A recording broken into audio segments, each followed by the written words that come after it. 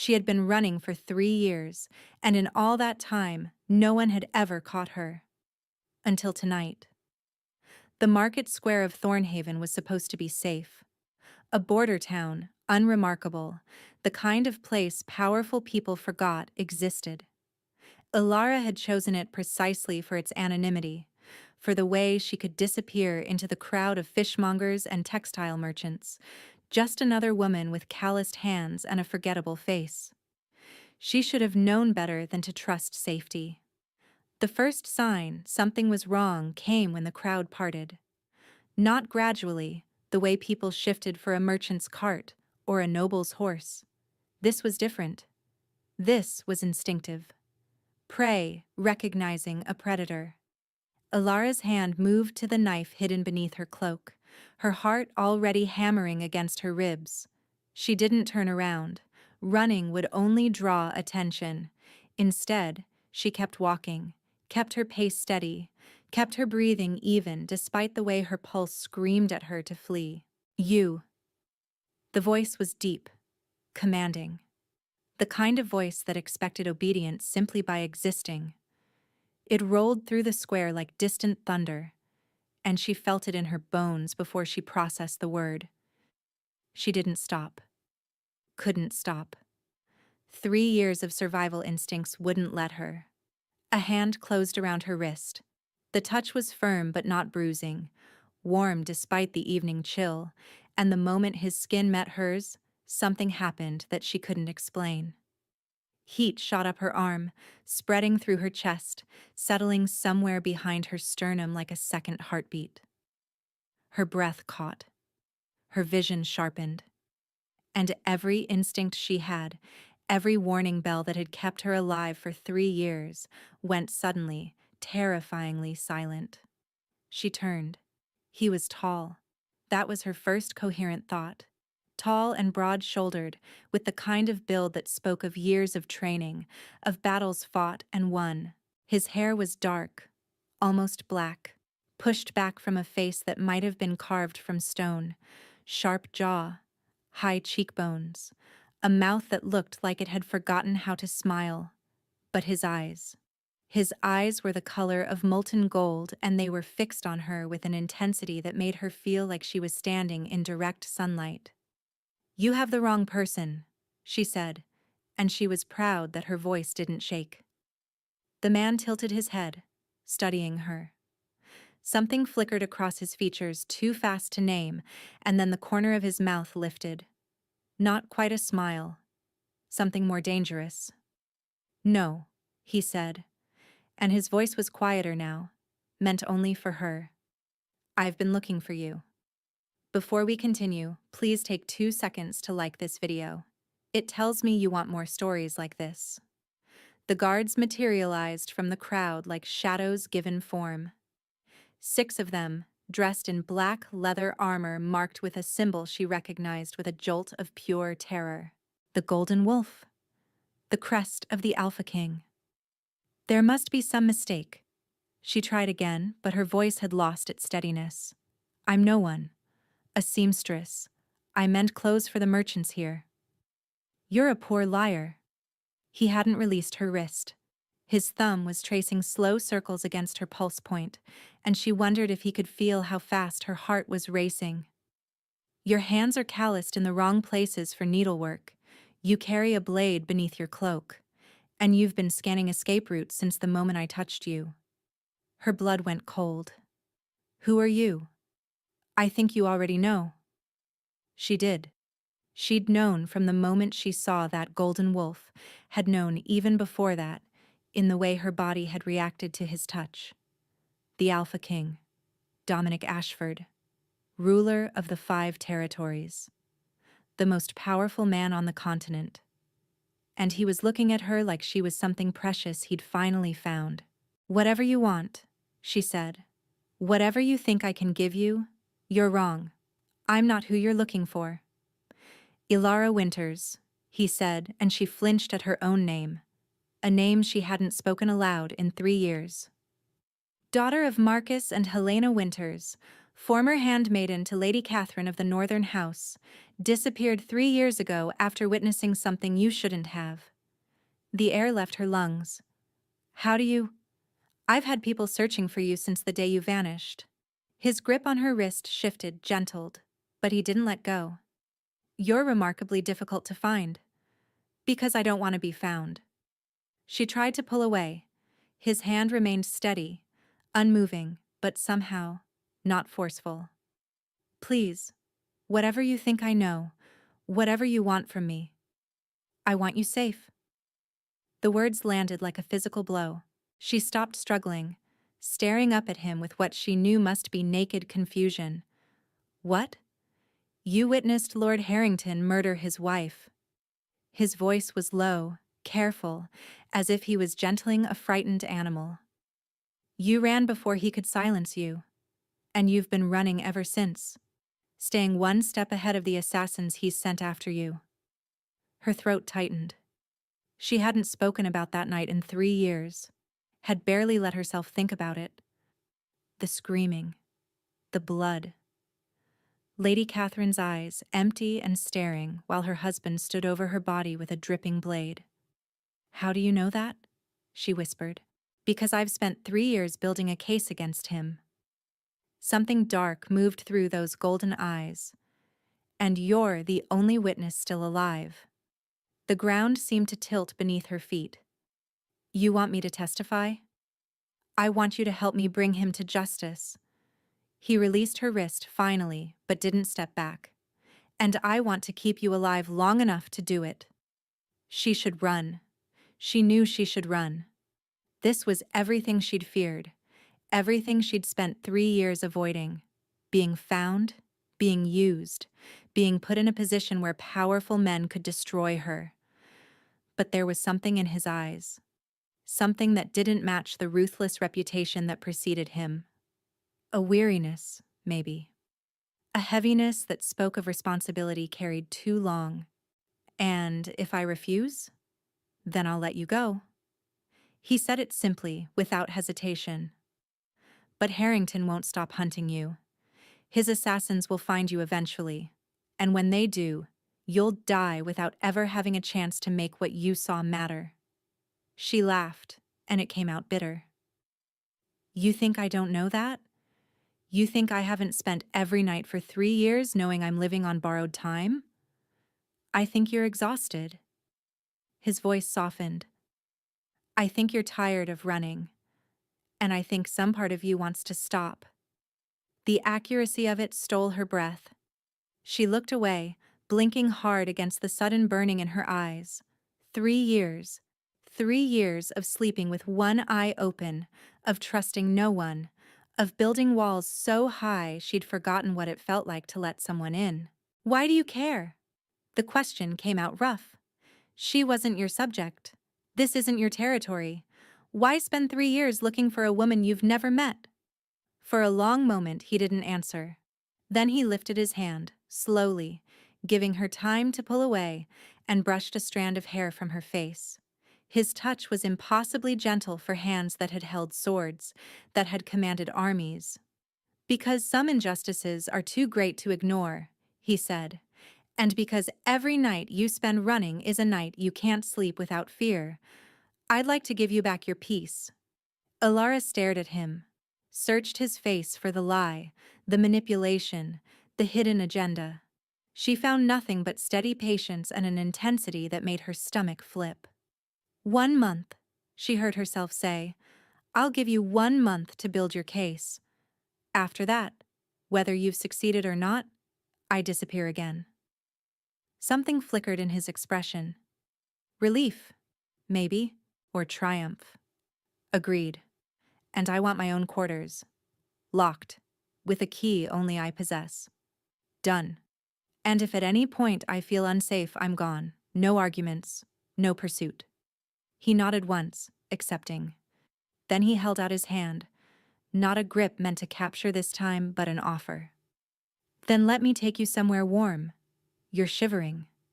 She hadn't noticed, but now that he mentioned it, she could feel the cold seeping through her thin cloak, the evening chill raising goosebumps along her arms.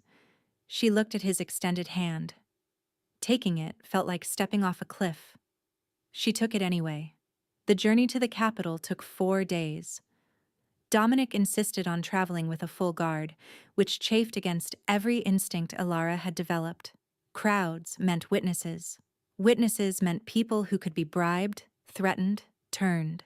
But when she voiced her concern, he simply said, "No one touches you while you're under my protection. Not Harrington's assassins. Not anyone." There was something in the way he said it.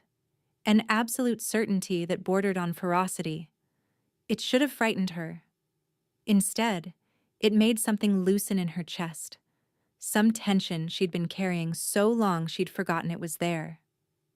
They traveled in a covered carriage, she and Dominic and a female attendant named Mira, who seemed to exist primarily to ensure propriety was maintained. The king spent most of the journey reviewing documents, his brow furrowed in concentration, occasionally asking Elara questions about what she'd witnessed. She answered them all, haltingly at first, then with increasing steadiness as she realized he wasn't pushing, wasn't demanding. He let her find her own pace, let her stop when the memories became too heavy, let her breathe through the worst of it without comment.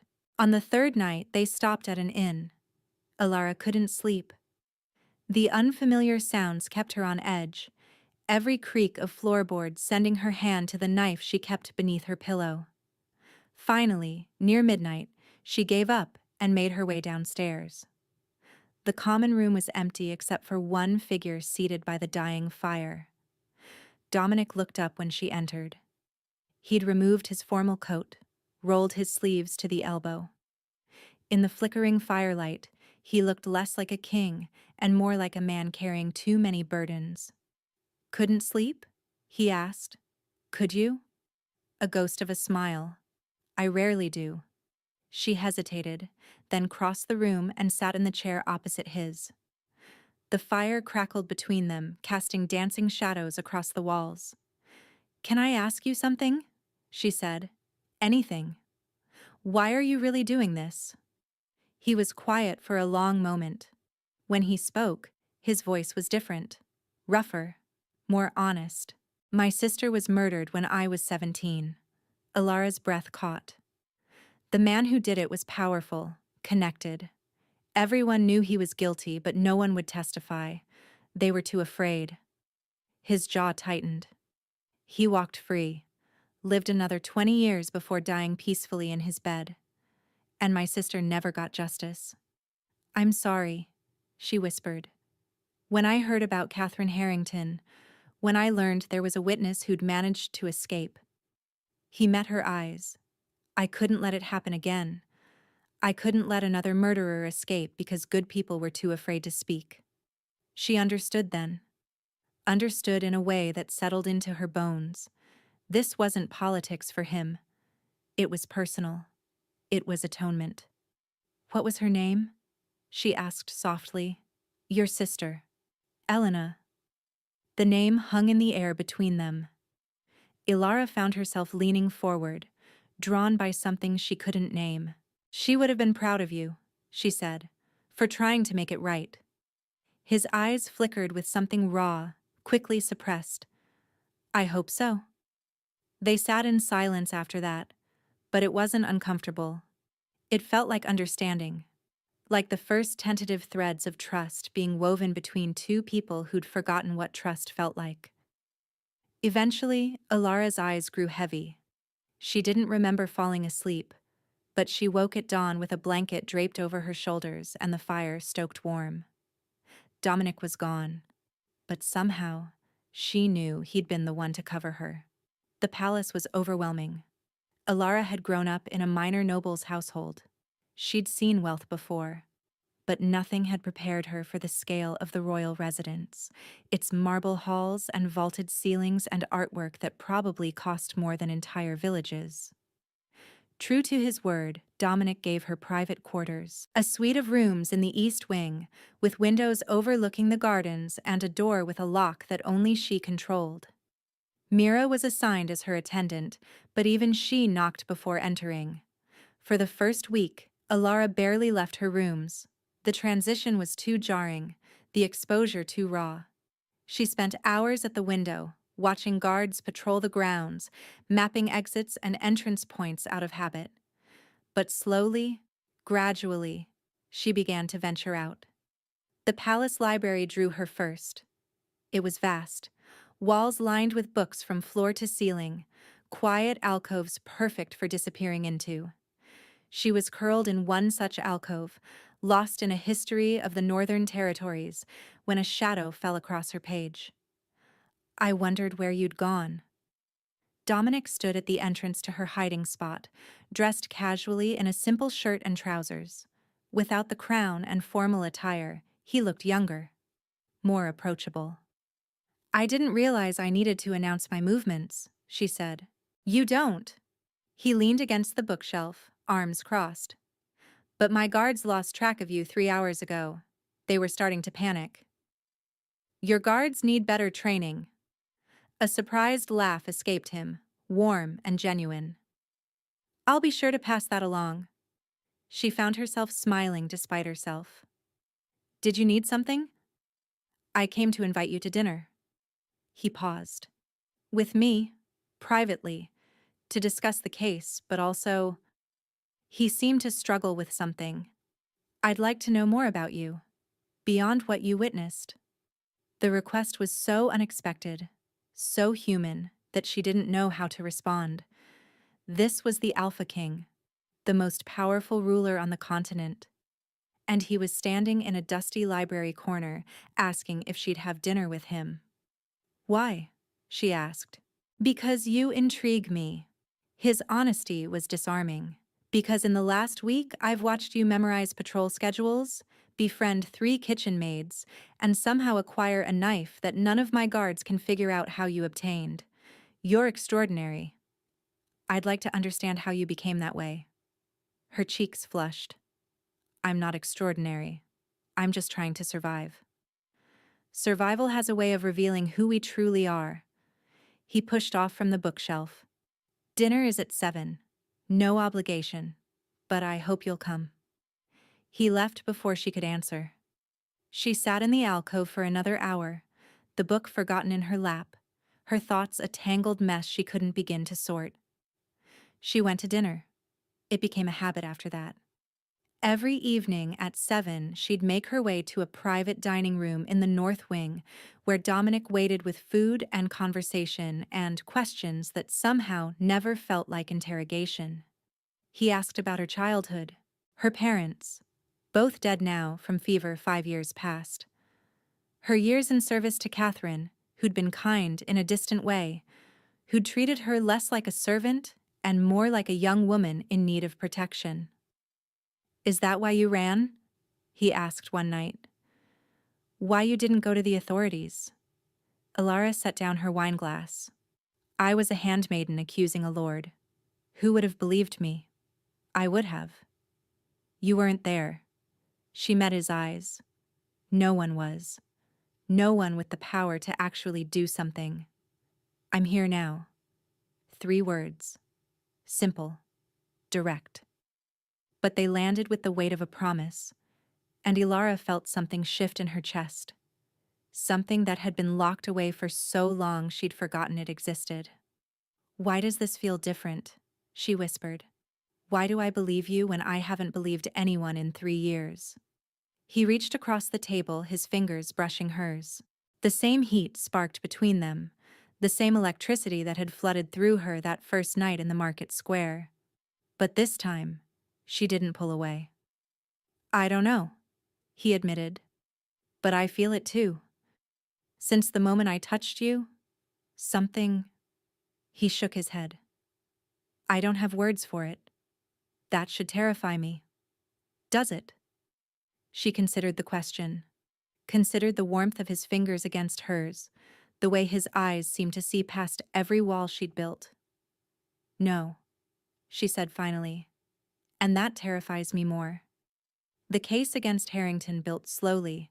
Dominic's investigators gathered evidence, documents, testimonies from servants who'd seen bruises and heard screams. But without Elara's direct witness account, it was circumstantial.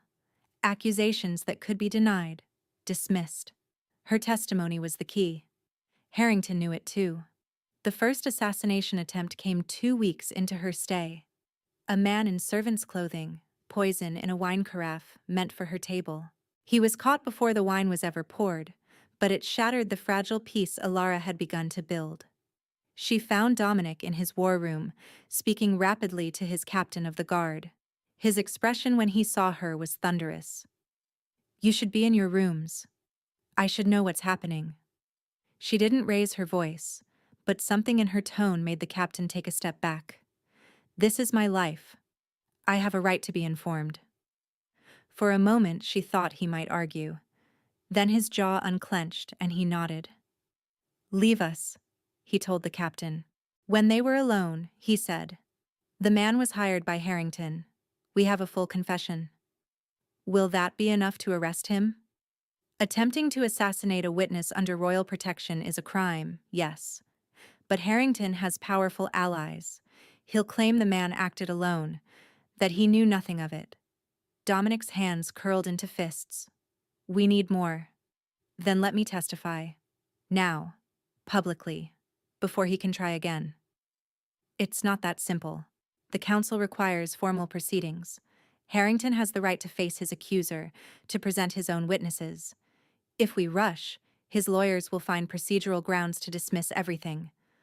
Elara wanted to scream. 3 years of running, and even now, even with the most powerful man in the realm on her side, justice remained just out of reach. "How long?" she asked. 6 weeks. That's the earliest I can convene a formal tribunal. 6 more weeks of looking over her shoulder. 6 more weeks of wondering if the next servant, the next guard, the next shadow in the corner was there to kill her.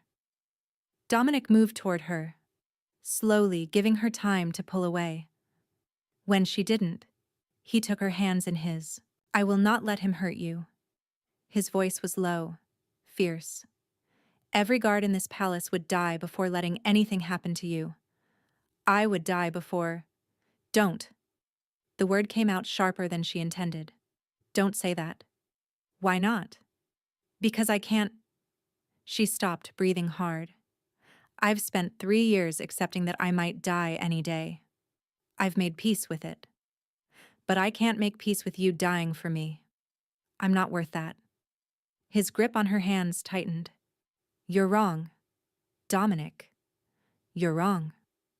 He stepped closer, so close she could feel the heat of him, could see the gold flecks in his amber eyes. "You are worth everything. Every resource I've spent, every year of searching, every guard I would assign. You're worth all of it. You don't even know me. I know you're brave." His voice dropped, turned rough. "I know you've survived things that would have broken lesser people. I know you're kind, because I've watched you with the servants, seen how you treat them like equals.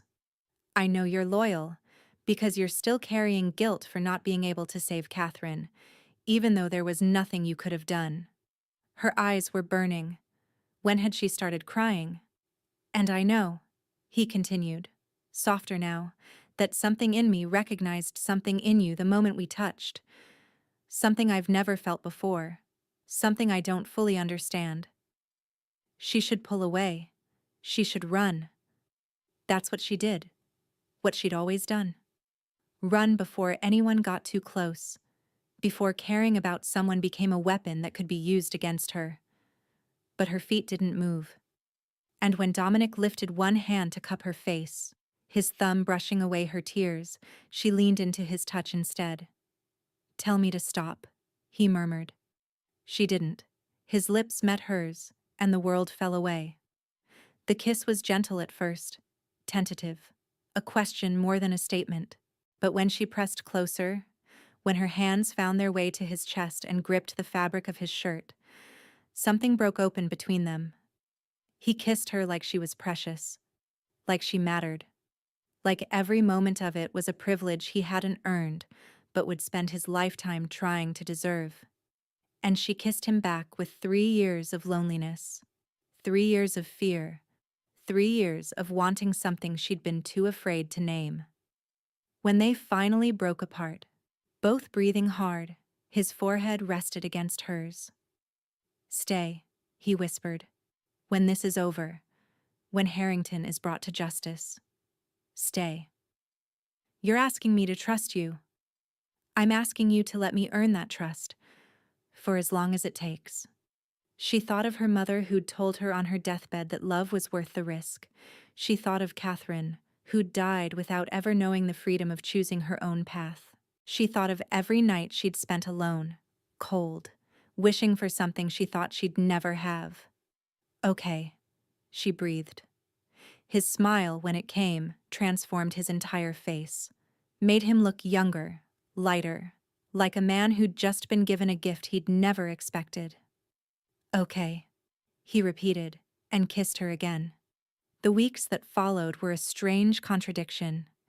Danger pressed in from all sides, Harrington's desperation manifesting in 3 more assassination attempts, each bolder than the last. But within the palace walls, within the protected space Dominic had created, Elara found something she'd thought lost forever: peace. She woke each morning without fear, ate meals without checking for poison, walked the gardens without constantly scanning for threats. Dominic's presence was a constant, whether physically or in the form of guards who shadowed her movements with professional discretion. And every night, after the duties of kingship were done, he came to her. They talked for hours, about everything and nothing. He told her about the pressures of ruling, the weight of a crown he'd never asked for but couldn't set down. She told him about the small dreams she'd had before, the ones she'd abandoned when survival became her only goal. "What did you want to be?" he asked one night, lying beside her in her chambers, his fingers tracing lazy patterns on her arm. "A healer," she admitted. "My mother taught me herbs and poultices. I wanted to help people. You still could. After everything that's happened, especially after." He propped himself up on one elbow, looking down at her with an intensity that still made her breath catch. "You understand suffering. You understand what it means to need help and have none. You'd be extraordinary." She didn't know what to say to that. Didn't know how to process someone believing in her future when she'd spent so long not believing she'd have one. So she kissed him instead. The trial came on a gray morning, clouds heavy with the promise of rain. The great hall was packed with nobility, all come to witness the Alpha King's case against one of their own. Elara stood in a small antechamber, hands trembling as Mira helped her into the gown Dominic had provided. Deep blue silk, simple but elegant. "A queen's fabric," Mira had said, then blushed furiously and refused to elaborate. "You don't have to do this," Mira said gently. "Yes, I do." She'd waited 3 years for this moment. 3 years of running, of hiding, of carrying the weight of what she'd seen like stones in her chest. Today, she would finally set them down. The doors opened. Dominic stood on the other side, resplendent in formal attire, the crown on his head catching the light. But his eyes were soft when they found hers. "Ready?" She took his offered arm. "No, but I'm doing it anyway." The walk to the witness stand felt endless. Every eye in the hall tracked her movement, whispers rising and falling like ocean waves.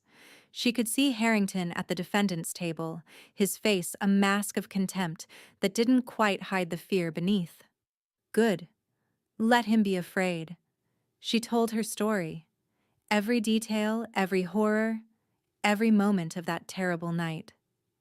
The words came easier than she'd expected, flowing out of her like water finally released from a dam. And as she spoke, she watched the faces of the nobles change, doubt becoming belief, disgust replacing skepticism. When she was done, the hall was silent. Harrington's defense was weak.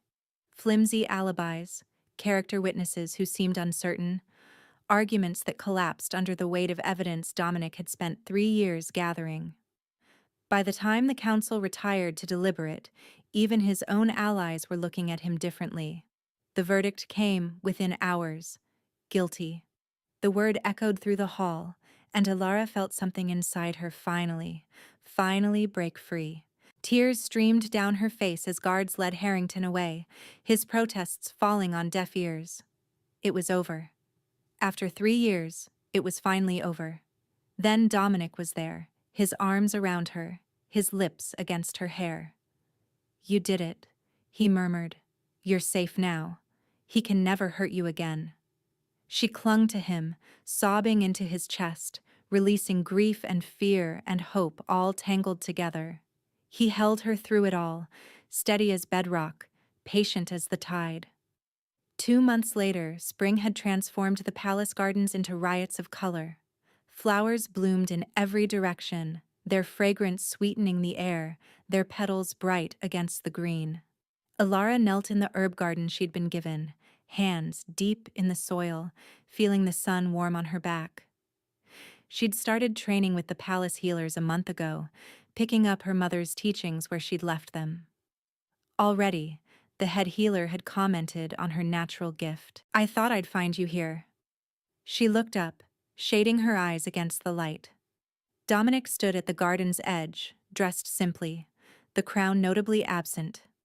He did that more often now, shed the trappings of kingship when it was just them, became just a man, standing before a woman he loved. The rosemary needed tending. She sat back on her heels, brushing dirt from her hands. And I needed the quiet. He crossed to her, offering a hand to help her stand. "Walk with me?" They wandered through the gardens, her hand in his, conversation easy and warm. She still marveled at it sometimes, this life she'd stumbled into, the belonging, the safety, the love. "I have something for you," Dominic said, stopping beside a fountain. "Close your eyes." She raised an eyebrow. "The last time you said that, you gave me an entire wing of the library. This is smaller. I promise." She closed her eyes, smiling despite herself, felt him take her hand, turn it palm up, place something small and light in her grasp. "Look." A ring rested in her palm. Simple gold, set with a stone the same amber color as his eyes. She stared at it, her heart suddenly hammering. "I know it's only been a few months," he said, and his voice was rough in a way she'd learned meant vulnerability. "I know you've only just found your peace, but I've known since that first night in the market square. I've known since I touched you and felt something in me click into place." "Dominic, let me finish." He took both her hands in his, the ring pressed between their palms. "You changed everything. Before you, I was going through the motions, ruling because I had to, not because I wanted to. You made me remember why I started this fight. You made me want to be better, not just as a king, as a man." Her vision was blurring. She blinked hard, refusing to let tears fall before she'd heard everything. "I'm not asking you to decide today. I know you need time, but I wanted you to know that when you're ready, if you're ready, I want to spend the rest of my life earning the trust you gave me that first night." He lifted her hand, pressed a kiss to her knuckles. "I love you, Elara. Whatever you decide, that won't change." She looked at the ring, looked at him, thought of everything she'd lost, everything she'd gained, everything she'd never thought she'd have again. "Yes," she said. He blinked. "Yes. I don't need time." She was laughing now, tears streaming freely down her cheeks. "I've spent 3 years running from everything. I'm done running. I want to stay. I want you. I want this life, whatever it brings." His face transformed. That same smile from their first kiss, bright and young and full of wonder. He swept her into his arms, lifting her off her feet, spinning her in a circle that sent flower petals scattering around them. "You mean it?" he asked, setting her down but keeping her close, his arms locked around her waist. "I mean it." She cupped his face in her hands, memorizing every line, every shadow, every fleck of gold in those amber eyes. I love you too, Dominic. I think I have since you offered me your hand in that cold market square. He kissed her then, in the middle of the garden, with the sun warming their faces and the fountain singing behind them. And Elara thought of her mother, of her father, of Catherine, of everyone she'd lost along the way. She hoped they could see her now. She hoped they knew she'd finally found her way home. The wedding was held at midsummer, when the days were long and warm and the entire kingdom seemed to bloom with new life. Nobles came from every territory, commoners lined the streets, and the celebration lasted for 7 days. But Alara's favorite moment came after, in the quiet of their chambers, when the crown had been set aside and the formal attire discarded. Any regrets? Dominic asked, pulling her close. Just one. She traced a finger along his jaw, smiling at his sudden concern. I wish I'd let you catch me sooner. His laugh was warm against her skin. I would have waited forever. I know. She pressed a kiss to his chest, right over his heart.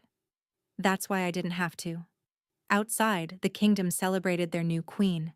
Inside, two people who'd been broken in different ways held each other close and finally felt whole. Thank you so much for listening to my story. Where are you listening from? Let's meet in the comments. I love hearing your thoughts. And if you'd like to support me, please subscribe. It's free, and it helps more people hear these stories.